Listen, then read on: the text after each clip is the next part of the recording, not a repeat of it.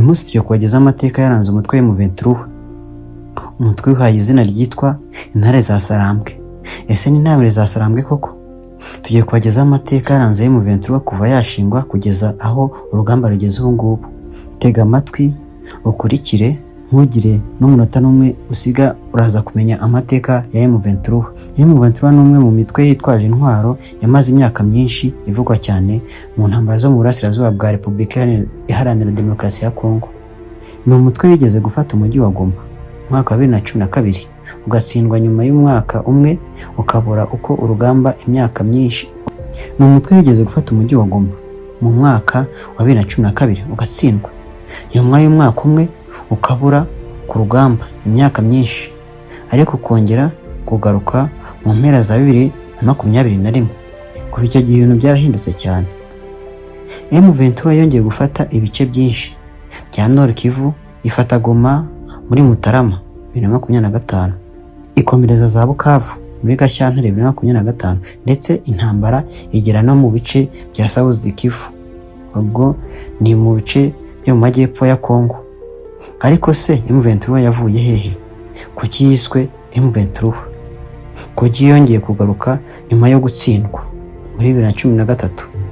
Kuki u Rwanda na Repubulika Iharanira Demokarasi ya Kongo bifitanye amakimbirane akomeye kuri M23? Kandi uyu munsi nyuma y'imyaka myinshi intambara n'ibiganiro by'amahoro, ibintu bigeze hehe? Uyu munsi turarebera amateka ya M23 kuva intangiriro kugeza ku bihe bya vuba. Reka dutangire mwiyumvire ukuntu M23 yagiye ivuka, uko yagiye irwana, naho bigeze ubu ngubu. Inkomoko ya M23. Kugira ngo twumve M23 tugomba gusubira inyuma gato. M23 ntabwo yavutse mu kirere. Ifite inkomoko mu mitwe yitwaje intwaro yabanje kurwanira mu burasirazuba bwa Kongo, cyane cyane CNDP, National Congress for the Defense of the People. CNDP yari umutwe wari ugizwe ahanini n'abakongomani kandi wari uyobowe na Laurent Nkunda mu bihe byawo bya mbere. Mu mwaka wa 2009 CNDP yagiranye amasezerano na leta ya Kongo. Aya masezerano yasinywe ku wa 23 Werurwe 2009. Mu byari bikubiye muri ayo masezerano harimo kwinjiza abarwanyi ba CNDP mu ngabo za Kongo FARDC. Ariko nyuma y'imyaka 3 gahunda yo kwinjiza abo barwanyi mu gisirikare yatangiye kugira ibibazo. Bamwe mu basirikare bari baravuye muri CNDP bavuga ko leta ya Kongo itubahirije ibyo bumvaga byari bikubiye mu masezerano. Bamwe mu basirikare bari bavuye muri CNDP bavuga ko leta ya Kongo itubahirije ibyo bumvaga bari barabasezeranije. Ni muri urwo rwego umwaka wa 2012 habaye ubwigomeke. Abarwanyi bari barinjiye muri FARDC baratandukanye n'ingabo za leta, maze bashinga umutwe witwa March 23 Movement cyangwa M23. Ubwo mumenya aho M23 yaturutse. Ni March 23, ubwo ni ukwezi kwa 3 23. Izina M23 ubwaryo rikomoka kuri ya masezerano yo kuwa 23 Werurwe 2009. Akredi risobanuye ko CNDP ariyo yabaye intangiriro y'umutwe waje kuvamo M23 nyuma y'uko gahunda yo kwinjiza abarwanyi bayo muri FARDC yagiriye ibibazo muri 2012. Amasezerano M23 yafashe Goma muri 2012. Mu mwaka wa 2012 M23 yahise iba ikibazo gikomeye kuri leta ya Kongo. Yatangiye gufata ibice bitandukanye muri Nord Kivu, ariko igikorwa cyayishize ku rwego mpuzamahanga cyane cyane no gufata umujyi wa Goma. Kuva ku wa 20 Ugushyingo 2012 M23 yafashe Goma. Goma ni umujyi ukomeye cyane kandi munini mu burasirazuba bwa Kongo, ukaba n'umurwa mukuru wa Nord Kivu. Kuva umutwe nyeshyamba wari ushoboye gufata umujyi nk'uwo byateje impungenge zikomeye kuri leta ya Kongo. Abaturage benshi bahunze ingo zabo bahunga intambara yari kuba muri iyo minsi. Umuryango w'abibumbye n'ibindi bihugu byatangiye gushyira igitutu kuri M23 kugira ngo ive muri Goma. Nyuma y'imishyikirano M23 yavuye muri Goma mu ntangiriro z'Ukuboza 2012, ariko intambara ntiyari irangiye nk'uko bamwe bari babyiteze. M23 yari ikiri umutwe ukomeye kandi yari ikomeje guhangana na FARDC, icyo ni igisirikare cya Congo. Uko M23 yatsinzwe muri 2013, mu ntangiriro za 2013 ibintu byarahindutse. Ingabo za Congo zashobojwe cyane n'ingabo z'umuryango w'abibumbye zari muri MONUSCO, cyane cyane Force Intervention Brigade. Izi ngabo zagize uruhare rukomeye mu bikorwa bya gisirikare byari bigamije gushyira imitwe yitwaje intwaro. M23 yatangiye gutakaza ibice byari byarafashwe. Mu mpera za 2013 M23 yatsinzwe bikomeye. Kuva ku wa 7 Ugushyingo 2013 umutwe watangaje ko uhagaritse imirwano, abarwanyi benshi bajya muri Uganda. Kuri uwo mwanya abantu benshi batekerezaga ko amateka ya M23 arangiye, ariko siko byari bimeze. Ikadukomeza wiyumvira uko byagiye bigenda, ariko siko byagenze. M23 yari igiye kongera kugaruka nyuma y'imyaka myinshi. M23 yongeye kugaruka mu mwaka wa 2013. Ibikorwa bya M23 byaragabanutse cyane, ariko mu mpera z'umwaka wa 2021 wongeye kugaragara. Muri 2022 ibikorwa byayo byari bimaze gufata indi ntera. M23 yatangiye gufata ibice byinshi muri Nord Kivu.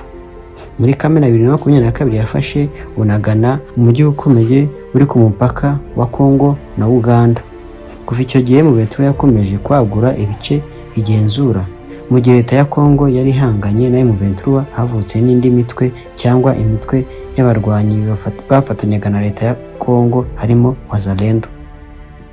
Ibi byatumye intambara yo mu burasirazuba bwa Congo iba ikomeye kandi igoye kumva, kuko hari imitwe myinshi ifite uruhare mu mirwano. Akredi ivuga ko M23 yongeye kugaragara nk'umukinnyi ukomeye mu ntambara mu mpera za 2021, maze ibikorwa byayo bikiyongera cyane muri 2022. Iyo uvuga amateka ya M23 ntushobora kwirengagiza ikibazo cy'u Rwanda.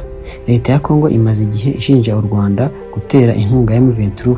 Raporo zitandukanye za Loni n'imirwano mpuzamahanga zagiye zigaragaza ko hari uruhare rw'ingabo z'u Rwanda mu gushyigikira M23.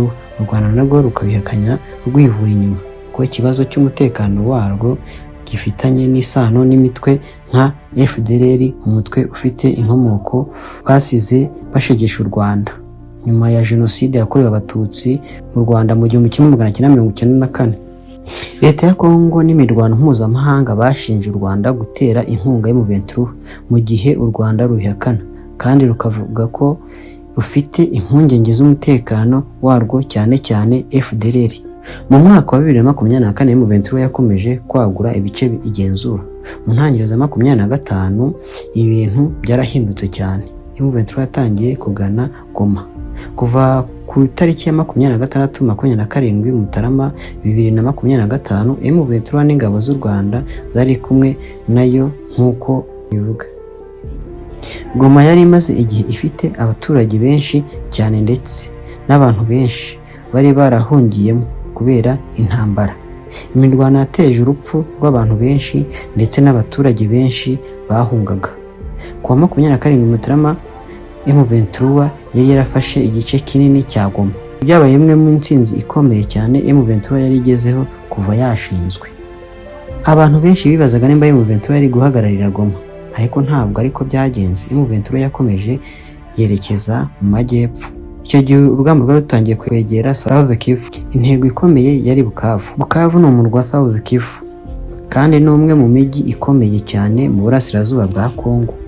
Kuva kwa 16 Gashyantare 2025 M23 yafashe Bukavu.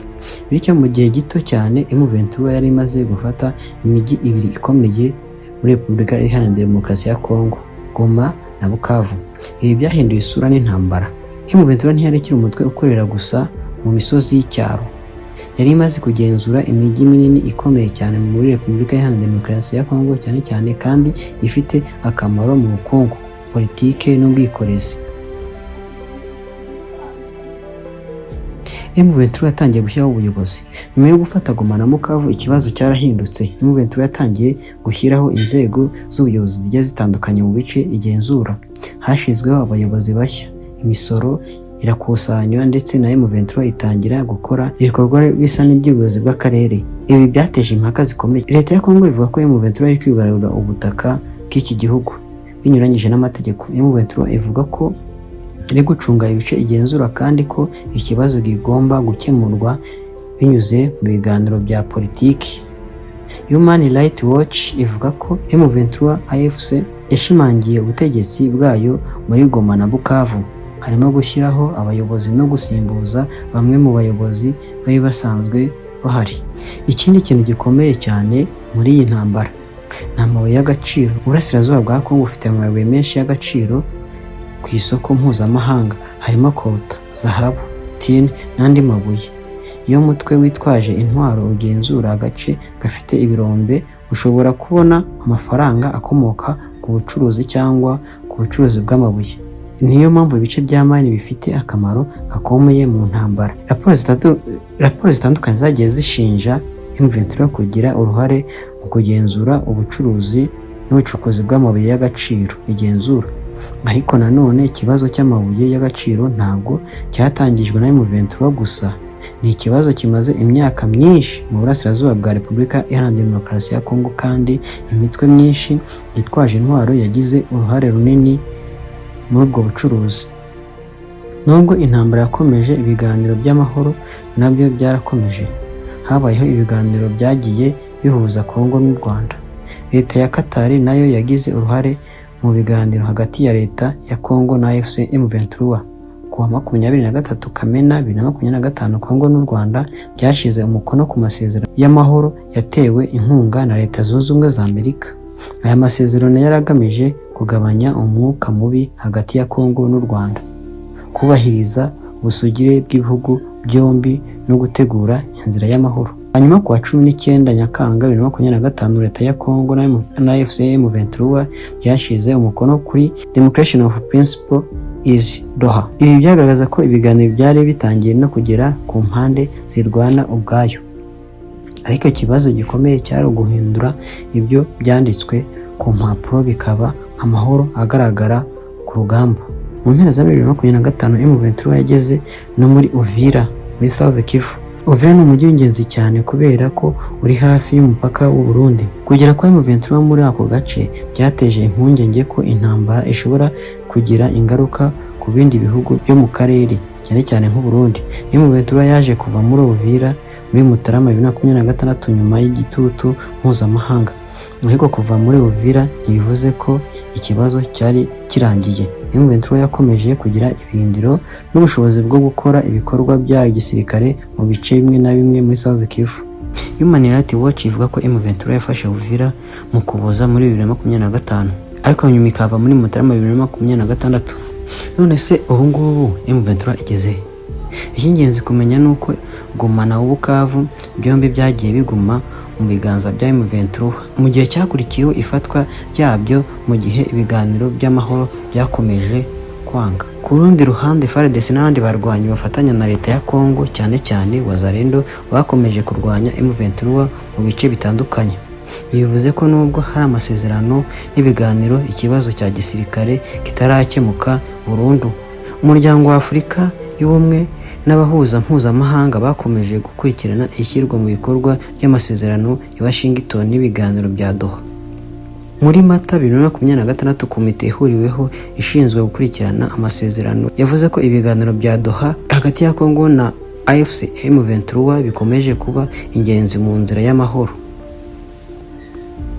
Hari impamvu nyinshi zituma ikibazo kigora gukemuka.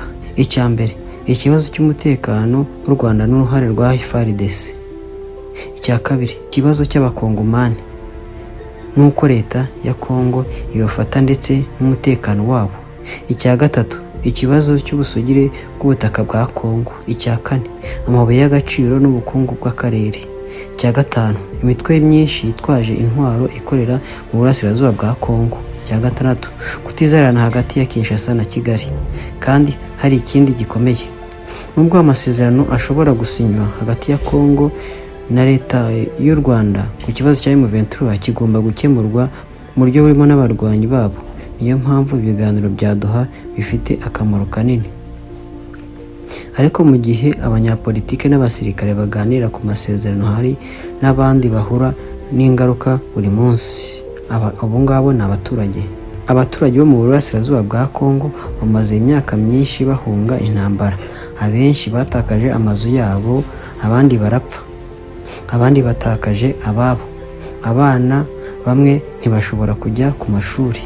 Hari n'abahungiraga mu nkambi, abandi bakambuka imipaka bajya mu bihugu by'abaturanyi. Imirwano mpuzamahanga yagiye ivuga ku barwanyi, ihohoterwa rishingiye ku gitsina, kwimura abaturage ku gahato n'ibindi bya hato na hato byagiye bikorwa n'abarwanyi batandukanye. Kandi ni ngombwa ko kuvuga ko M23 atari uwo mutwe wonyine uri mu bibazo by'umutekano mu burasirazuba bwa Kongo. FARDC, Wazalendo, FDLR na DAFU n'indi mitwe myinshi yitwaje intwaro. Ibi bituma ikibazo cya Kongo kiba kimwe mu bibazo by'umutekano bigoye cyane muri Afurika. Iki ni ikibazo nta muntu ushobora gusubiza mu buryo budashidikanywaho. M23 imaze kugera ku ntsinzi ikomeye cyane kurusha izo yigeze kugira muri 2012. Yigeze gufata Goma muri 2012, ariko nyuma iratsindwa. Yongeye kugaruka nyuma y'imyaka hafi 10. Muri 2025 yongeye gufata Goma, Bukavu ndetse igera no muri Uvira. Ariko nanone kuba umutwe ufite ibice byinshi ntabwo bivuze ko intambara yarangiye, kuko leta ya Kongo iracyavuga ko izagarura ubusugire bwayo mu bice igenzurwa na M23. M23 nayo iracyasaba ko ibibazo byayo bya politike n'umutekano bikemurwa. U Rwanda na Kongo nabyo biracyakeneye gukemura ibibazo by'umutekano bitandukanye. Niyo mpamvu amahoro azasaba ibiganiro birebana n'impande zose, ntabwo azava ku ntsinzi ya gisirikare gusa. M23 n'amateka y'intambara amaze imyaka irenga 10. Yavutse muri 2012 nyuma y'ibibazo byaturutse ku masezerano ya 23 Werurwe 2009. Yafashe Goma muri 2012, itsindwa muri 2013, inaceceka imyaka myinshi, ariko mu mpera za 2021 iragaruka. Muri 2022 irakomera. Muri 2025 ifata Goma na Bukavu. Mu mpera za 2025 igera no muri Uvira, nyuma irahava mu ntangiriro za 2026. Kugeza ubu ikibazo ntikirarangira. Hari ibiganiro bya Washington, hari ibiganiro bya Doha, hari n'uruhare rwa Qatar, Leta Zunze Ubumwe za Amerika, Umuryango wa Afurika Yunze Ubumwe n'abandi bahuza. Ariko ku butaka ikibazo cy'umutekano n'ubutegetsi bw'igice bya Kivu kiracyari ikibazo gikomeye. Ikibazo gikomeye kurusha ibindi ni iki? Ese ibiganiro bizashobora guhagarika intambara burundu, cyangwa M23 na leta ya Kongo bazongera gusubira ku rugamba? Icyo gihe kizagerageza. Iyi yari incamake y'intambara yo mu burasirazuba bwa Kongo ku mateka yaranze M23 kuva muri 2012 kugeza aho intambara igeze muri aka kanya. Mukomeze kugira ibihe byiza, naho ubutaha.